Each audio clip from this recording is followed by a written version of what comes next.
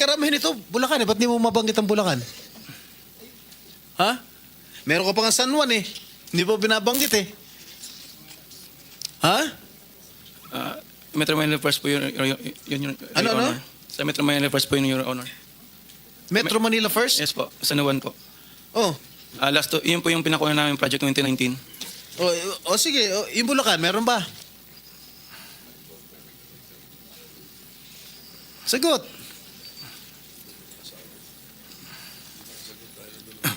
Your Honor.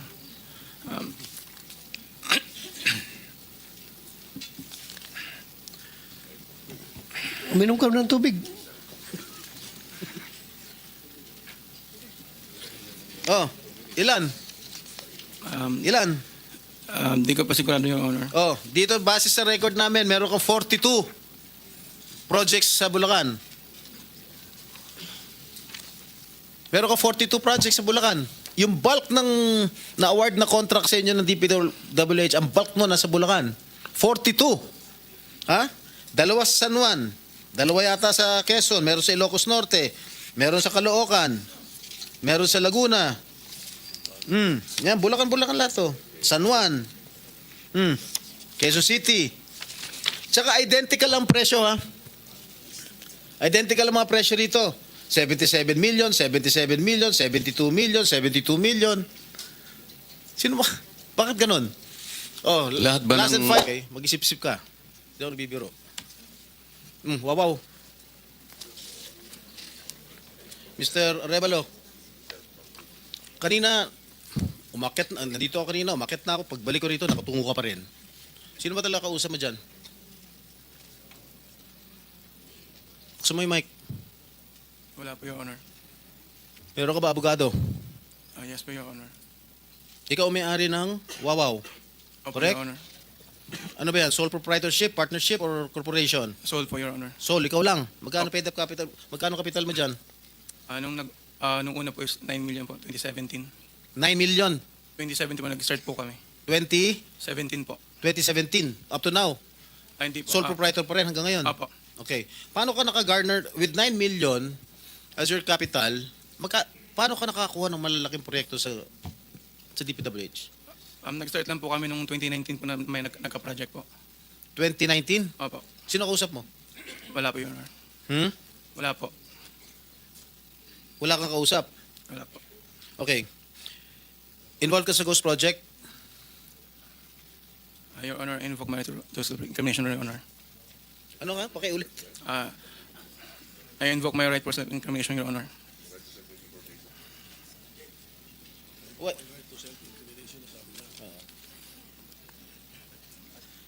Senator Jinggoy. Malinaw ba Mr. Chair. Pwede bang... Linawin muna natin yung sinabi kasi ang narinig ko, I invoke my right to self-incrimination. Against self-incrimination, Your Honor. Against eh. Plus, Mr. Chair, dapat tumingin ka rin sa nagtatanong mo, Mr. Wow. Ayaw ba tumingin sa amin? Huwag kang kausap mo. Yuko na, yuko na. Lamisa yung kausap mo eh. Senador yung nagtatanong sa'yo. Harapin mo rin. Thank you. Anong pangalan mo? Arevalo. Mr. Arevalo, meron kang abogado? Yes po, Your Honor. Is he here? He can give you legal advice. Yes po. Nandiyan ba abogado mo? Nasaan ang abogado mo, Mr. Arevalo?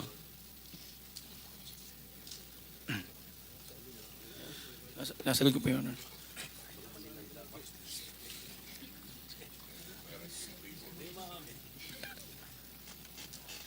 Hindi po.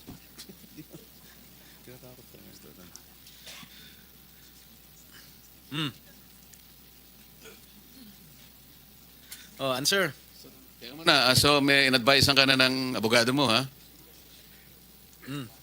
Mr. Arevalo, Are you involved in any ghost projects?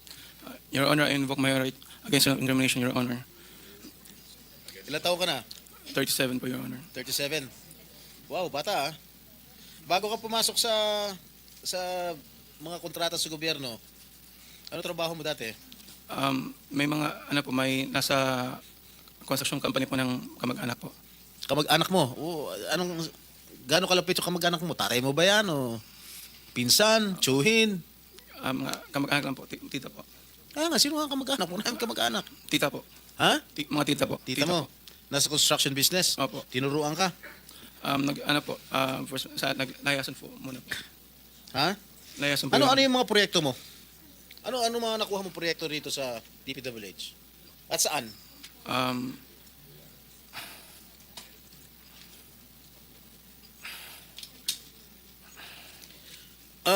Mr. Arevalo, alam mo, malamig na malamig ulo ko ngayon ha. Pero pag ikaw, tumingin ka ng tingin na sa cellphone mo, hindi ko alam kung ano binabasa mo dyan, humarap ka sa amin. Opo. Yes po, Your Honor. Ikaw may-ari nito, di ba? Yes po, O di Your Honor. dapat alam mo. Ano yung mga proyektong na-awardan sa inyo ng DPWH? At saan-saan? Ano po, Your Honor? Hindi ko po na alam po yung exact number po. Gusto mo ako magbigay sa'yo?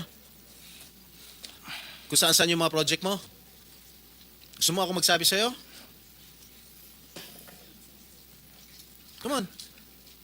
You're wasting our time. It's already 1:45. May session pa kami alas 3. At marami pa magtatanong. That is what I was trying to advise everybody. Kasi po, gagamitin sa session mamaya to 3 o'clock. Kaya nililimit po namin ang sarili namin na magtanong. So, Mr. Chair, Senator kung hindi naman Jinggoy, sumasagot ito hindi sumasagot agad-agad ito, how can you deduct it from my time?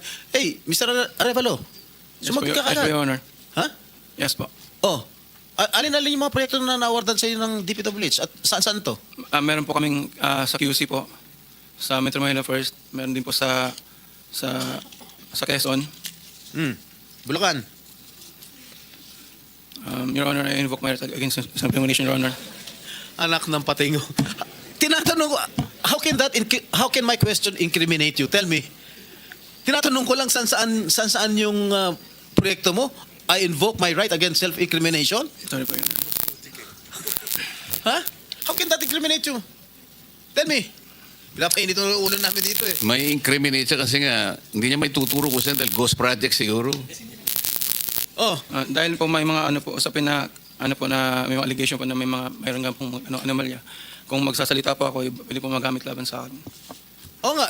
Simple lang naman. Wala naman ako tinatanong sa'yo kung ano. Tinatanong ko lang, saan itong mga proyektong na-awardan sa'yo ng DPWH. Ang dami mong binanggit na probinsya. Quezon. Ano pa? Ano yung binanggit niya? QC. Karamihan nito, Bulacan eh. Ba't di mo mabanggit ng Bulacan? Ha? Meron ka pa nga San Juan eh. Hindi mo binabanggit eh. Ha? Metro Manila First po yun, Your Ano? Honor. Sa Metro Manila First po yun, Your Honor. Metro Manila first? Yes po, San Juan po. Oh.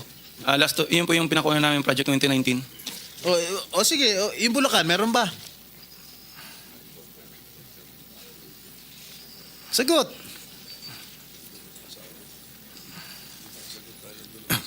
Your Honor.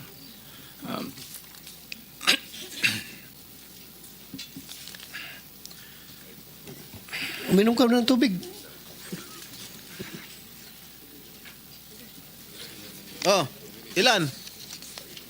Ilan? Di ko pa sigurado, Your Honor. Oh, dito base sa record namin, meron kang 42 projects sa Bulacan. Meron kang 42 projects sa Bulacan. Yung bulk ng na-award na contract sa inyo ng DPWH, ang bulk mo nasa Bulacan. 42. Ha? Dalawa sa San Juan. Dalawa yata sa Quezon. Meron sa Ilocos Norte. Meron sa Caloocan. Meron sa Laguna. Yan, Bulacan lahat to. San Juan. Quezon City. Tsaka identical ang presyo ha. Identical ang mga presyo dito. 77 million, 77 million, 72 million, 72 million. Sino ba? Bakit ganun? Oh, Lahat ba last and final question. Lahat Meron ba ka ng 42 projects above, how Above? much? Yeah, 42 projects Bulacan, meron 90 million. Kaya nga above 50? Yes, about 50 million lahat. So, Mr. Arevalo, kung 42 projects ito, 42 plunder cases ito eh. Kanina sinasabi namin sa inyo, kung nakikinig po kayo, makikipag-deal kami sa inyo na po pwedeng hindi na kayo ipoprosecute criminally, magturo na lang kayo. Kasi sa palagay namin, hindi kayo ang most guilty. Kapag nakapagturo po kayo nung mga kasangkot talaga dyan, na talaga sila naman ang talagang talamak na sa paggawa nito, anong malay ninyo? Baka imbes na criminal prosecution, wag na yon. Bayaran nyo na lang ang gobyerno, pero magturo po kayo. Meron po tayong kapuntahan talaga. Kasi kung ganito na lang tayo ng ganito, ikutan ng kito, mapipilitan po, puro plunder. Harapin po ninyo 42 plunder cases. Hindi po fair sa inyo yun eh. Alam namin, hindi lang kayo ang sangkot dyan. Marami ang kasangkot dyan. Kaya, yung abogado po siguro nag-advise sa inyo kung nakikinig. Tingnan nyo rin po na maganda rin offer para sa amin ito. Makakatulong pa kayo sa bansa. Matigil na po ito. Meron ako papakita. Ilang minutes yung video? Meron ako ipapakita with the permission of the chair. Siguro 1 minute lang na video. Tingnan mo, Mr. Arevalo, kung project ng Wawaw to.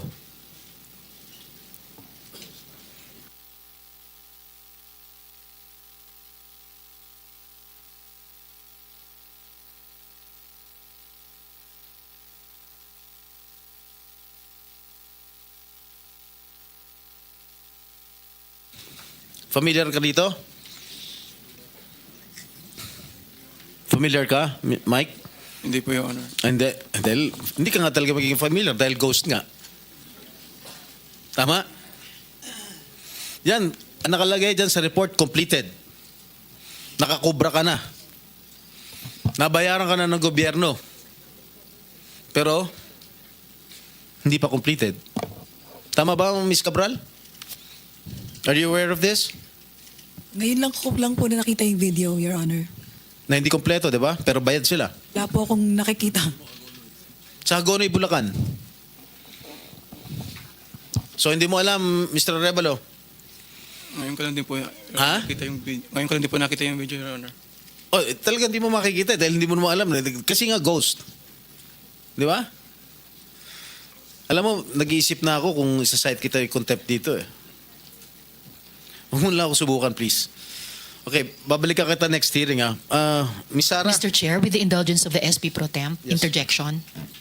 Yes, Okay, please. provided it's very brief kasi Yes, very kulang na brief, po tayo Mr. Chair. sa panahon. Apo, very brief lang. Sabi nyo kanina, salamat po sa SP Pro Temp at Mr. Chair. Sabi nyo kanina, Mr. Arevalo, na meron din kayong mga proyekto, ang Wawaw, sa Quezon City sa pamamagitan ng Metro Manila First. Kasama po ba yon sa dalawa lang sa 254 flood control projects sa Quezon City na may koordinasyon sa LGU ayon kay Mayor Joy Belmonte? Yes po, Your Honor. Ayun yun. Yun din, Ano po yun, yung sa isa po, may letter na po dun for termination po. letter for termination. Yun ba yung sa Barangay Mariblo sa Quezon City? 2 pumping stations na nagkakahalaga na 282 million pesos na magkaharap? I-check, yun po, ang di ko po masagot. I-check po namin, Your Honor. Sige po, pakipaalam nyo sa komite namin sa pamamagitan ng aming chair. Salamat, Mr. Chair at SP Pro Tem. Thank you. One last question, Oh, Mr. last Chair. question. Yeah, Mrs. Diskaya, meron bang pagkakataon yung siyam na pag-aari mo ng construction company, meron bang pagkakataon na sila naglalaban sa isang bidding, sa isang kontrata? Hindi po. Sigurado ka? Pag makakuha ako ng record sa Pagpapakaalam ko. DPWH na si St. Timothy, si St. Gerard, si Alpha Phi Omega, sino pa? Si Alpha and Omega and St. Gerard, hindi po sila nagsasali sa isang bidding. Pero Okay yung nga. ibang licenses, magkakasama sila minsan. And then, so minsan naglalaban-laban yun, Siyam. Yes po. Oh, so that is not a legitimate bidding. Dahil yung siyam na yon na naglalaban-laban sa isang award sa isang kontrata, iisa lang ang may-ari. So kahit sino doon, kahit sinong manalo doon sa bidding na yon, ikaw ang panalo. Dahil sa'yo lahat yun eh. Correct? Tama? Hindi po, kasi iba yung may-ari ng mga companies. Oh, sus. Kasi sabi I'm mo just lang concerned with Alpha and Miss Omega. Diskaya, Apa. kanina, sinabi mo Alpha Phi Omega lang ang sa'yo. Opo. Nung tinanong kita ulit, in-enumerate ko lahat yung siyam na korporasyon, inamin mo sa'yo lahat yun. Oh, di ba? The records will bear me out. Apa. Oh, ngayon, ang tinatanong ko sa'yo, yung bang siyam na korporasyon na yun, Panglimang tanong na. naglalaban-laban ba sa bidding yan? Panglimang Yes tanong po. na yan eh. Sabi mo kanina, last question. Hindi ba sumagot? Ayaw sumagot. Oh. Hindi, sagutin Yes mo. po. Opo, sumagot ako. Opo. Naglalaban-laban. Opo. So pag naglalaban-laban yung siyam na korporasyon sa isang kontrata at kung sino manalo ron, kahit isa sa siyam na manalo, sa'yo pa rin yun, ikaw pa rin ang panalo. Correct? Opo. Oh. Senator Erwin, At ano ang... very brief lang ma'am, baka Opo, tayo ang sagot panahon. po, ang sagot po dyan, Senate Pro Temp, nagbibiding-bidingan. Anyway, matanong ko lang po sa COA, na-relieve nyo na ho ba yung inyong first district COA auditor, yung sa Bulacan, na nag-audit ng mga coast project? Hindi pa. Hindi pa po, Your Honor. Bakit po hindi ninyo ba na-relieve? Nakipagsabuatan na po sa district engineer po natin since 2022. Bakit di po na-relieve? Sir, wala pa po namang ebidensya na nakipagsabwatan po yung... Wala pa pong ebidensya 2023. Sa Pangulo na nagsabi, pati Senator Ping Lacson nagsabi, anong gusto mo? Ebidensya? Your Honor, hindi po ako ang merong authority. na I know that. mag-relieve. I know that. That's why I'm asking you. Now, when are we going to see her relieved or him relieved? Ipapaalam ko po sa... Ipaalam niyo po kaagad, okay? Dahil wala ho kami oras. Panghuli na lamang po, matanong ko lamang po ang MMDA kanina po. Mr.